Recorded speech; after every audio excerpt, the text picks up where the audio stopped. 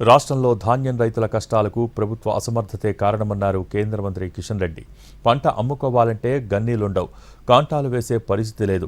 దీనికి తోడు అకాల వర్షాలతో రైతులు తీవ్రంగా ఇబ్బందులు పడుతున్నారని మండిపడ్డారు కిషన్ రెడ్డి. ఇవన్నీ పక్కన పెట్టి కేంద్రంపై అభాండాలు మోపుతున్నారని ఆగ్రహం వ్యక్తం చేశారు.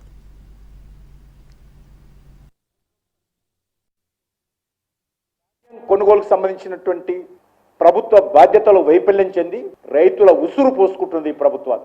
ఎక్కడ లేనటువంటి సమస్య తెలంగాణలోనే ఉంటుంది, ఆంధ్రప్రదేశ్లో లేదే.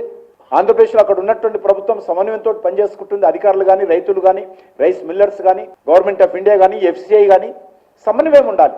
ఎంత దురదృష్టం అంటే గన్ని బ్యాగులు సరఫరా చేయలేనటువంటి పరిస్థితిలో ఉంది ప్రభుత్వం.